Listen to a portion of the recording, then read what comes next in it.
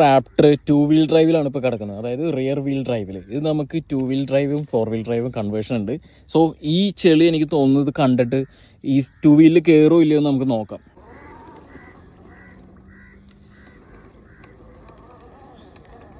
Yes, വിചാരിച്ച പോലെ തന്നെ നമ്മുടെ വണ്ടി സ്റ്റക്കായിട്ടുണ്ട്. ബാക്ക് വീൽ ഡ്രൈവിലാണ് കിടക്കുന്നത്. ഓക്കെ, ഇനി നമുക്ക് ഇവനെ 4 വീൽ ഡ്രൈവിലോട്ട് ഇടാം.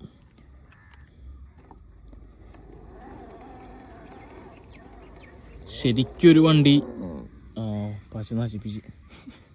ശരിക്കൊരു വണ്ടി എങ്ങനെ എടുക്കുന്നോ അതുപോലെ നമുക്ക് ഈ വണ്ടികൾ ഓടിക്കാൻ മുടുക്കൊള്ളാല്ലേ. അതുപോലെ റിയർ വീൽ ഡ്രൈവ് പോലെ ഇതിൻ്റെ ഫ്രണ്ട് വീൽ ഡ്രൈവ് മാത്രം ഓപ്ഷനുണ്ട്. അങ്ങനെ ഒരു പരിപാടിയും കൂടി നമ്മുടെ റാപ്റ്ററിനുണ്ട്. സോ കയറുന്നില്ല, കണ്ടല്ലോ. നമുക്ക് റിയർ വീൽ ഇട്ട് നോക്കാം. കയറുന്നില്ല, കാരണം ഡിഫ് ഓപ്പൺ ആണ്. ഇനി നമുക്ക് ഡിഫ് ലോക്ക് ചെയ്യാം. ഡിഫ് ലോക്ക് ചെയ്തു, കണ്ട. റിയർ വീലിൽ ഡിഫ് ലോക്ക് ചെയ്തപ്പോൾ ഐറ്റം കയറി. ഇങ്ങനെ ഒരുപാട് സ്പെക്ക് ഉണ്ട് ഈ നമ്മുടെ മഹാനായ റാപ്റ്ററിന്. ഇതൊക്കെയാണ് ഒരു ഹോബി ഗ്രേഡ് RCയുടെ ഒക്കെ ഒരു ഗുണം.